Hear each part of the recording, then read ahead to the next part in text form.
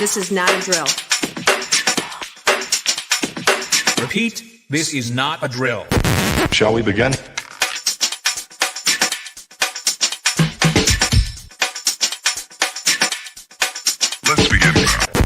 Shall we begin? Hey, everybody. Good to see you. Happy Sunday. Hope everything is going well. Wow, we have a lot to share with you on our Sunday night show. We haven't done the Sunday night show for a couple weeks for one big reason, and that was because we didn't want to compete with the NFL postseason. So, and it's been some great games this postseason, and just didn't want to compete with that, and figured everybody would have their Sunday night instead of watching a silly YouTube video, especially me. So anyway, so we took a little hiatus, and we wanted to.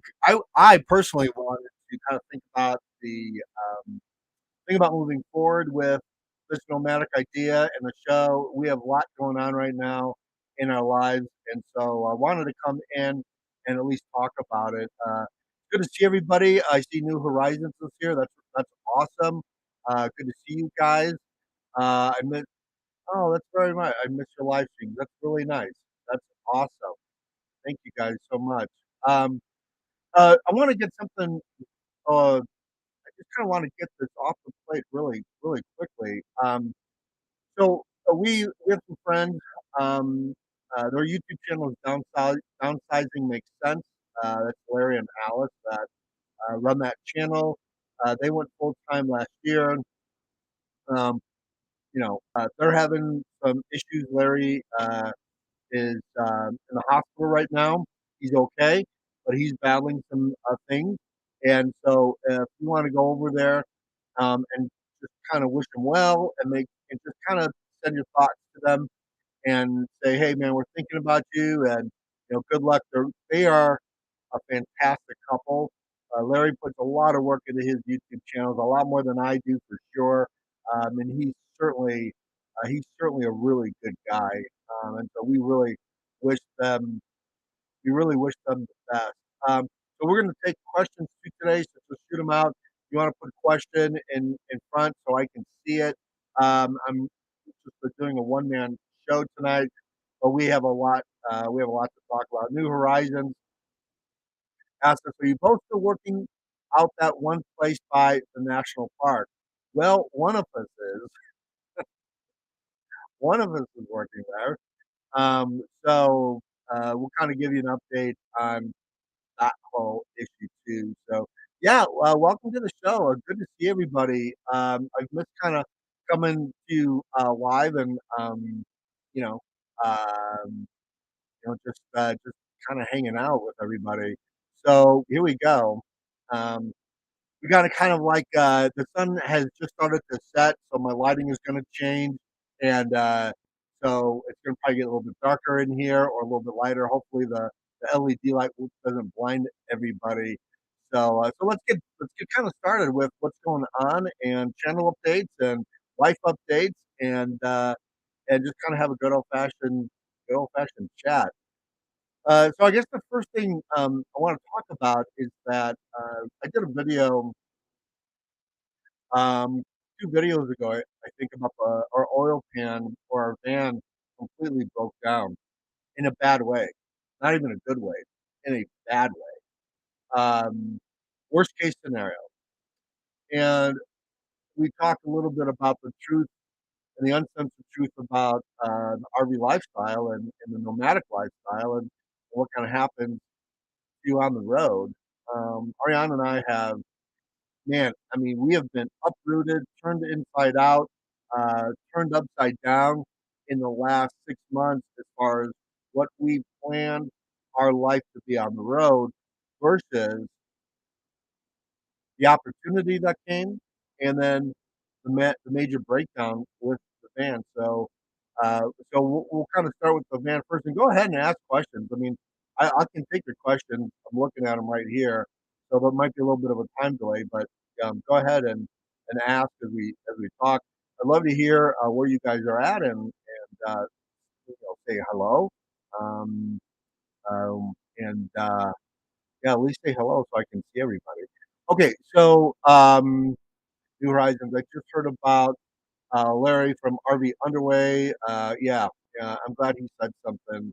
We all spent RV Underway and downsizing makes sense, and us. We all camped uh, uh, next to each other at the 2021 Tampa RV show, and so we got to be really good friends with everybody. So yeah, go over there and say hi. I'm glad he said something on his channel. Um, so anyway, we'll get this whole van thing out of the way. So so if you look at that video, you see that the oil pan is just profusely leaking oil. Um, that 7.3 liter Power Stroke diesel, the 99, those particular engines uh, in that particular year, really, 98, 99, 201, 202, Power Strokes, the oil pan, the gauge of that oil pan was thinner for some reason, and those oil pans were subject to rust. And so that's what happened to my oil pan. It rusted. And so there was no going back. There was no fixing it. Uh, the oil pan was beyond repair at that point. Now the oil pan is easy to fix. Our tow vehicle, fixing that tow vehicle because it is a special van. It's not just a regular 7.3 liter diesel van. It's also an ambulance package. I think I've talked about that before. So it's got two alternators. It's got two batteries. It's got a robust reinforced frame underneath the dashboard. But all the other parts in the van, other than the engine of itself, in my opinion, are crap. So and they rust, they break down a little bit, and so we're getting it fixed.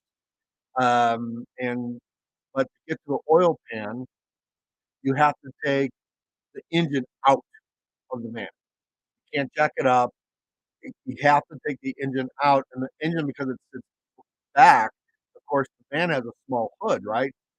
There's not a big open area in the van. Half the engine is in the dashboard, so it's it's it's quite it was quite challenging to take out. So here's the picture of the van as we speak right now. I want to show everybody what the status is of the van. Here is a picture of the van as of Friday. Let's show this picture. That's the van. As you can see, there's no engine in it. It's completely out. The whole front of the car is gone. That is our tow vehicle as we speak. That's as of Friday. So there you go. Life on the road. So, and and it really kind of made me think about, what our plans were and, how that has gone. First of all, Ariane and I are separated. We never thought that was going to happen. She's dealing with her own issues in Cook City. They just got another, I don't know, I think they got like 8 inches of snow last night. So they're at about 17 feet of snow. Ariane is a general manager for the Yellowstone Trading Post.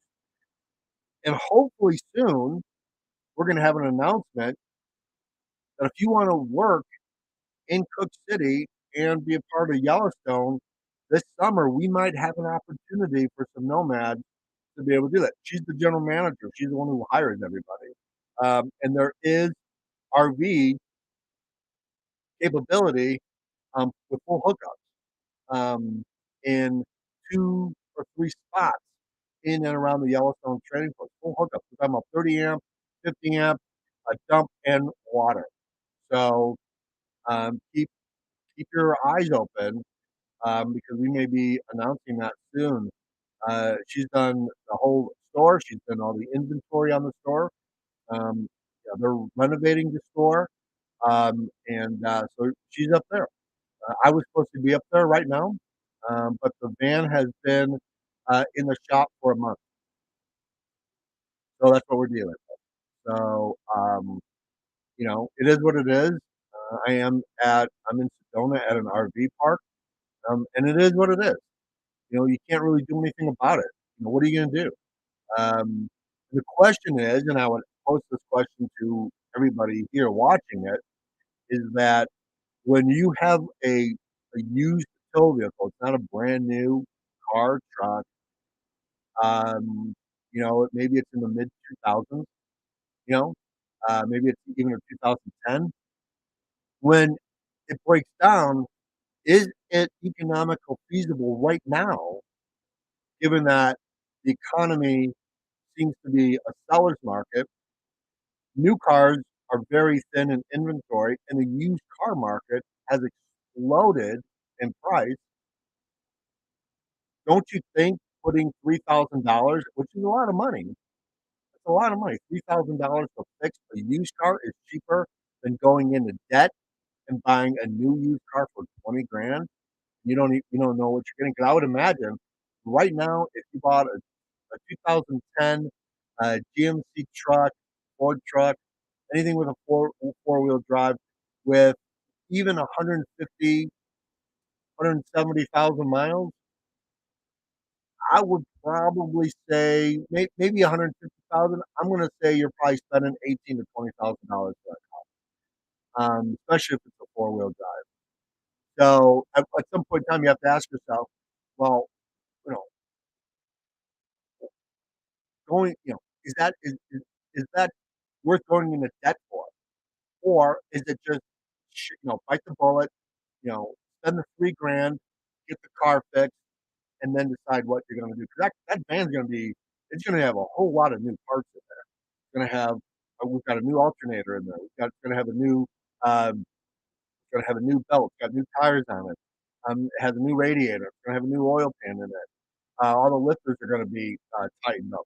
I mean, we've got there's another small leak on top of the engine. That's going to be fixed. So, I mean, quite frankly, that diesel probably run another, 250,000 miles.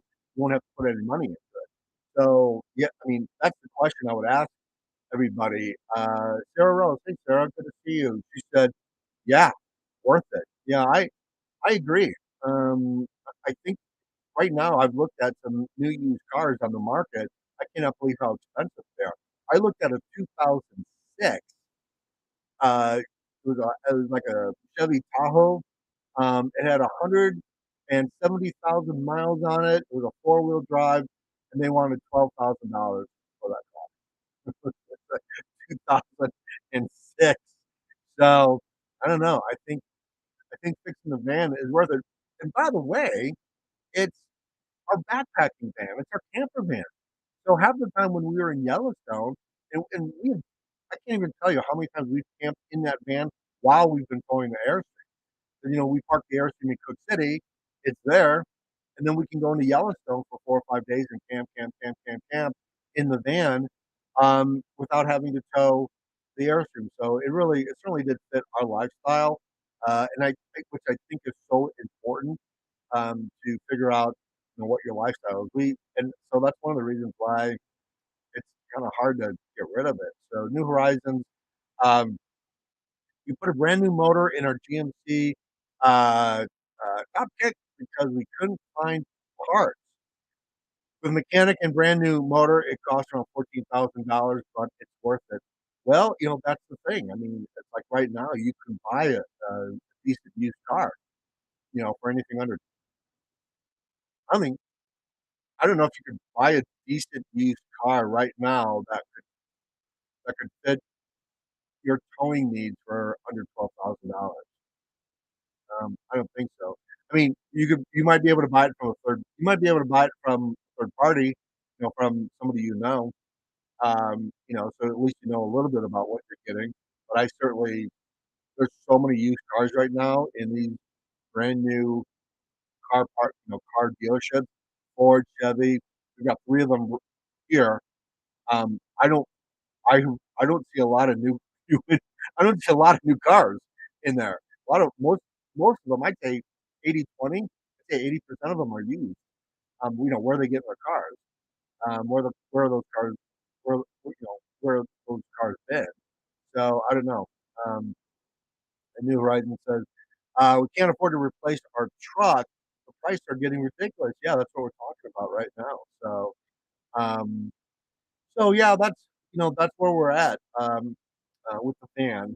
Anyway, and the van's gonna get fixed. I don't have a I've got 3 diesel mechanics working on that van, and they have let me go there every day and do some little things on my own.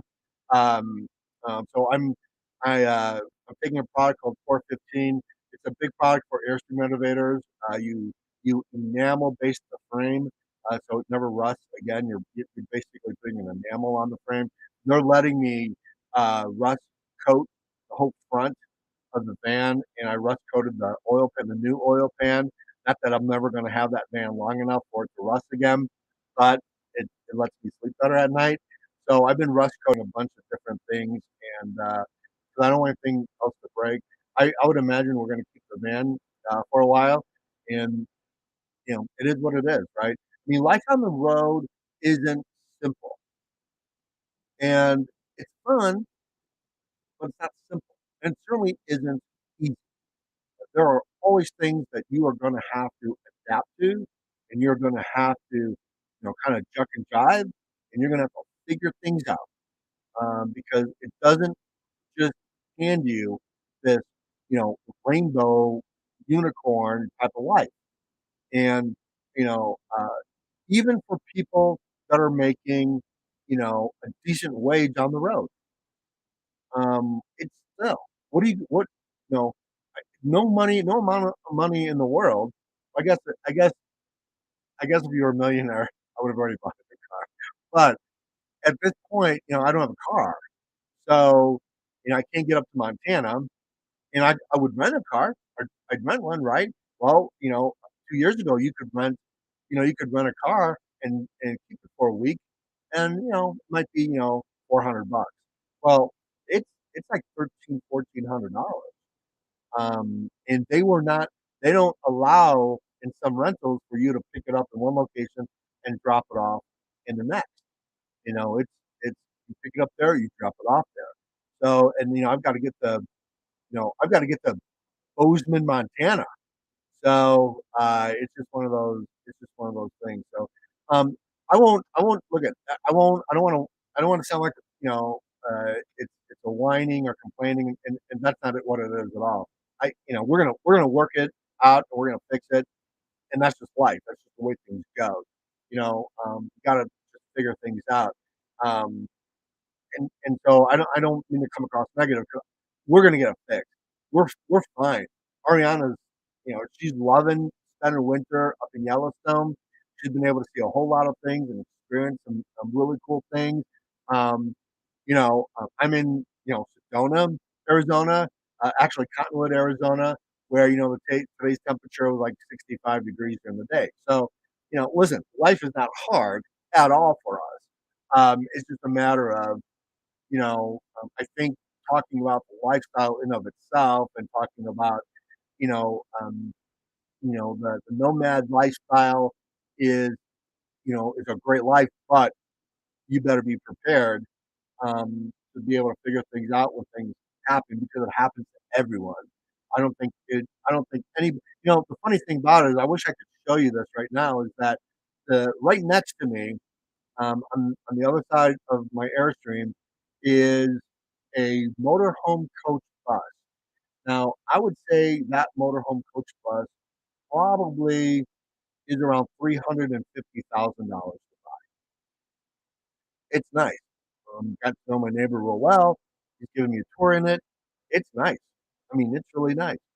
But that guy works on that thing every day, whether it's a motor, whether it's a compressor, whether it's a belt, whether it's a part he can't get, whether he's on the phone to the manufacturer trying to figure out how to fix something. So, what I'm saying is that, he's traveling full time in it. But, the difference between the 76 Airstream and a $350,000 motorhome coach bus is the same as far as things are going to go wrong and wacky, and you're going to have to, figure out how to fix things on the fly. And I think for people that are watching the channel, I think for people that are nomads themselves and full time RVers, I think we all know that, right? RV underways in the house. Good to see you guys, man. That's awesome. Hello, Scott. That's Nomadic Idea. Wow, that's awesome. I'm glad you guys came in and said hello. That's very cool. Just thinking about you guys today. I saw I saw that you guys were going live. I was doing RV tours. I couldn't really catch it. Um, so anyway, I'm really glad everybody came in. So let me talk a little bit also um, about the channel real quick, New Horizons. So it sounds like you both are going to be working in Cook City during the summer. Yes, yes, for sure. So the plan is one way or the other is the Airstream will be up there in Cook City as of the 1st of June, end of May, 1st of June for sure. Um, we feel pretty we feel pretty confident that all the snow will be melted by then, because we were there July 5th and there was no snow on the ground; it was just all up in the mountains. So we feel pretty confident we'll be able to get the Airstream up there.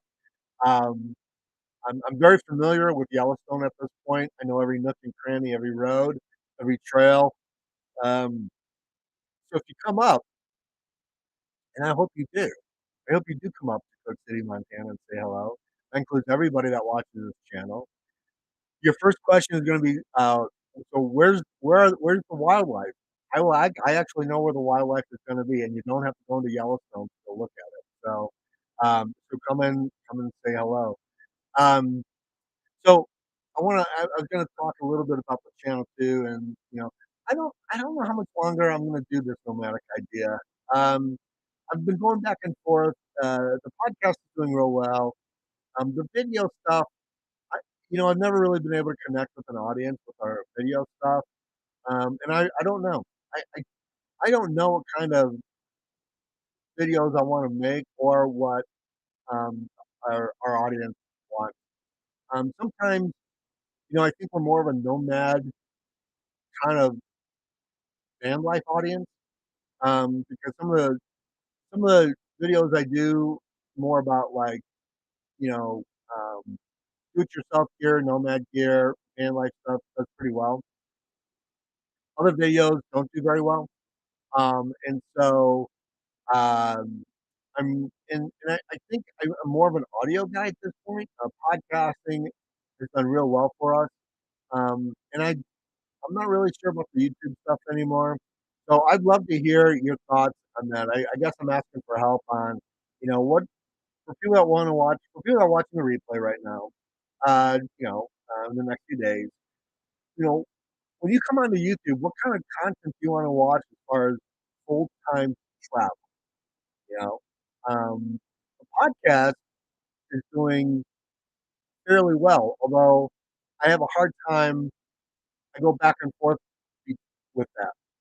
I'm deep. I am deep into our outdoor podcast, Trust the Trail. I just put that on YouTube. And man, I mean that channel is doing.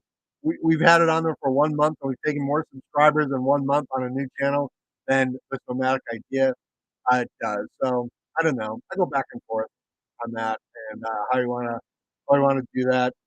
I can't really say I'm a great content creator, um, and uh, some of the stuff that's happened in the last week has kind of turned me off with the kind of the RV category on YouTube. So I'm just not sure, and I'll talk about that at a later date. I'm just not ready to talk about it right now. I'm still kind of off, just because of it. Um, but I'm not really sure. Hey, Over the Hill RV is here. That's awesome, you guys. Good to see you guys. I'm gonna scroll up and say hi to everybody. New Horizons, they're gonna come out and play in Cook City. That's awesome. I hope you guys do. That would be great. Um, Over the Hill RV. Hello there. Hey, you guys. Wow, that's awesome. Um, RV underway. I'm always interested in new and clever ways to dry camp, and your channel has always filled that need nicely. Well, I appreciate that. That's very nice. Um, thank you. I really appreciate that. Um, Yeah, I agree with that. I agree with that statement, and I like doing those kind of videos because, um, I am, I'm a big do-it-yourself person. So, I mean, I built the Airstream, so I didn't know what I was doing then. I always Ariane and I always have a joke. So this is our joke with when we are when something goes wrong and I've got to fix something.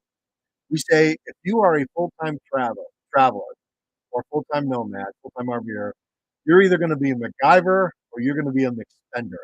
And so, you know, if you got to throw money at all that stuff, you may not be on the road for as long as you think. I had to beg these guys at who's working on my car.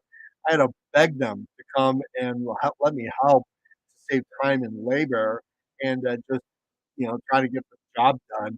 And finally, the owner, we had a talk on Friday. I'm like, look, you keep on telling me you don't have enough hours. I said, well, you know, let me come and help. He's like, okay. So I think you're either a MacGyver or a McSpender in this lifestyle. I like the MacGyver end of things. I love putting gadgets together, and I love ways. I love thinking of ways to make it more efficient um, and make things better to fit that lifestyle. And I really enjoy doing that. So um, I've watched a couple of videos. So we have a composting toilet. I've watched a couple of videos um, on how to do away with the pee tank and throw it right into the RV dump. That will probably be my next project because man, I really get sick of dumping that pee tank all the time. Sarah Rose says maybe a video on your wood stove review and parts for the roof vent. Okay, well that's good because I've been thinking about doing an update on that, and I'll tell you why. Because Sarah, I have to order a part for it, and so that might be a really good time to do that video. And I didn't even know about the part inside the wood burning stove until I was cleaning it out, and it disintegrated in my little tiny shovel to get in there. By the way, the wood burning stove is great. I usually get the it's a couple nights ago, got down to 25 degrees. I had the Airstream inside here at about 81 degrees. The other thing, Sarah, I'd like to do a video on is because of propane and the cost of most goods and services have gone up. Um, I'm beginning to see an even price point break on what is cheaper, electricity, propane, or wood burning stove. And propane and wood burning stove is coming extremely close together. I used to be able to buy a bag of hickory at a Home Depot, a huge bag for $12. That same bag is now $20. So I think that would be a great video to do. So, um, New Horizons. I fell in love with your tiny wood stove and little tiny fire logs that you put in it. Yeah, yeah, yeah. The bio brick. I've got it here. I'll show you. This is a bio brick. This is what I put into the wood stove. This is compressed hardwood, and you want to put hardwood in those little tiny stoves. You can start it off with pine. You can start it off with softwood, but you don't want to burn that. Number one, it doesn't get as hot. Number two, you're gonna have creosote in your chimney, and the less you uh, the less you want to clean that thing, the better. Now, when I built the stove, and I guess I could do a video on that too, Sarah, is that I built it in a way where I could take the whole thing apart through the roof, through the ceiling, clean it, and push it back up through the ceiling and attach everything all over again. And it doesn't deter or take away from the engineering part of how the stove works. So that might be a good video. Thank you, Sarah, for all those tips. When you live this life, you kind of underestimate what is interesting to other people because you live it every day. So that's very cool. Um, RV underway. I like the MacGyver I like the MacGyver approach to problem solving too. Yeah, I think it's you know I think it's fun, and I think it's the way to go, actually. I don't know if I could just tell somebody else to fix my own mess. Dang, I need that little tiny stove. If you can stay that warm, our grand design reflection is an all-season RV. We let all seasons inside the RV because we have daylight around the door. And wow, well, I'll tell you, Susan, is that one of the one of the advantages, and I don't think I could get this with another RV. Okay, is that because this is aluminum. Okay, that when the sun comes up in the morning time, it drastically heats this Airstream. And because I've got what, how many windows I got in this thing? I've got the panels in the front, panels in the back. The second, I have 1, 2, 3, 4, 5, 6, 7, 8, 9, 10, 11, 12. I have 12 windows in this Airstream. And when that sun comes up in the east and hits that side, oh my God. I mean, it's like turning on the furnace in of itself. So again, it's how you use those things. I think in the nomad world to your advantage. So when we park, we're always parking, especially in winter. We are always going to park with one of our sides facing the east, so we can get to that sun. Now, a lot of RVers, a lot of YouTube channels will tell you to always park east and west, front to back, especially if you have solar.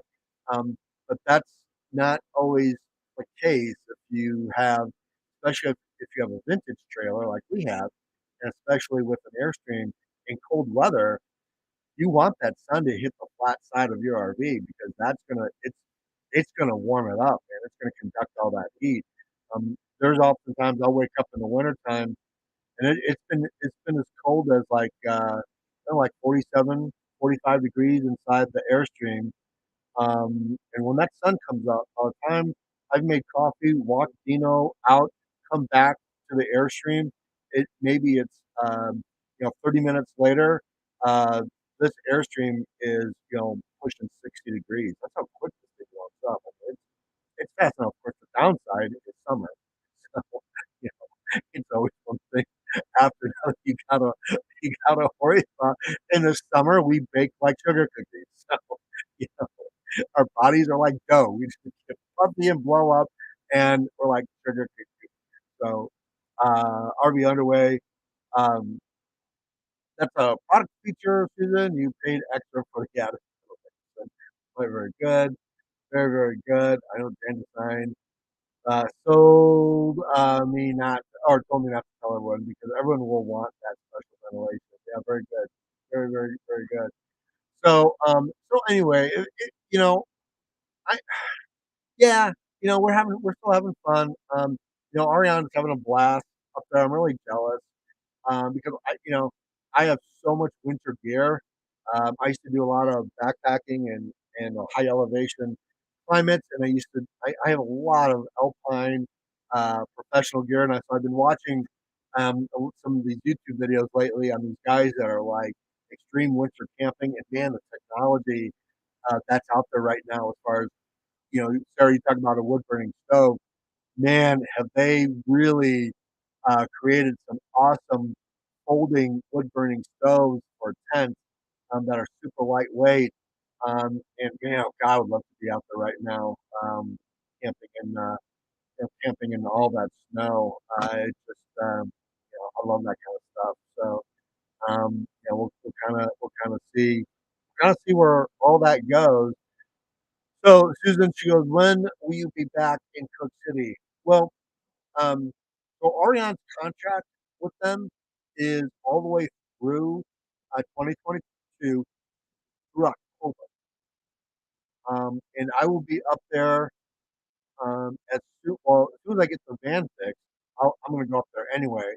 And I'll keep the Airstream down here in Arizona, and I'll be up there for about 2 months if I can. The place that we're at right now, I have to be out of this location by April 30th, and so I've got to be back there by April 30th. And so then I'm going to be going up towards you. I'll be going when I come back. I'm going to go through Texas. I'm going to come back through because we've got some events and meetups in and around there. And then I'm meeting Randy from Randy's Adventures. We're going to have, she's invited us over to her event, and that is in Wisconsin. It's right in the middle of the state. I can't think of a campground. If you go to randysadventures.com and go to her event section, you'll be able to see that. That's a 2022 meetup in June. I believe that's the first or second week in June. And so I'll be there. And then from there, then I'm going to scoot back up. Now, I would have either pulled the Airstream back to Montana by then, or or that's when I will get to Cook City with the Airstream, which would be in June. Either way, it's going to be beginning of June, second or third week in June, in that time frame for me to be up in Yellowstone, where me and the Airstream then and Ariane will be there through the duration of her contract up there. And so we are going to be putting on a huge meetup group and a huge thing in Yellowstone. We're working on that right now. And, we'd love to have a bunch of people up there. And by the way, since I'm talking to everybody right now about Yellowstone, um, here's the gig. Yellowstone, as far as day hiking, backpacking, or hiking or campground, they've changed their system. So make sure you know what Yellowstone has changed as far as reserving campsites. I think right now it's just backcountry stuff that they're changing. But last year, when we were camping out there, we had a chance to talk to a lot of rangers. They are doing away with the first come first serve for our beer. So if you're going to go to Yellowstone, make sure you plan far ahead in advance. Um, I'll tell you the best time to go to Yellowstone is in September. That's the best time. It's cold, it's chilly, especially up in elevation. But man, that's wildlife start coming out, the elk are in rut, the bears they start looking, they want to fatten up, so you probably see a lot more black bear activity, a lot more grizzly bear activity. The moose are out. So September's a great month to visit Yellowstone. Plus, you get to see the fall colors. It's really beautiful up there. So I think if we do anything, it'll probably be, I would probably say the first, second week of September, possibly after Labor Day, which I think is the best because everyone skedaddles after Labor Day. We had an event up there last year after August, and it was like the last week of August. And I remember we woke up and there was frost on the ground. I was in Yellowstone, so it gets chilly up there. You guys got to dress. Always definitely bring your winter gear, even in summertime.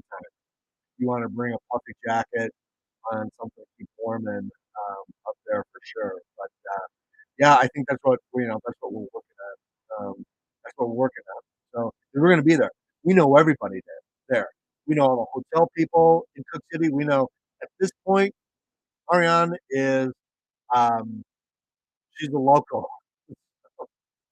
She she's gotten to know every single person that you can think of, and so we're going to tap into that resource and have a big shindig up there uh, in 2022. So hopefully we'll be able to announce that pretty soon.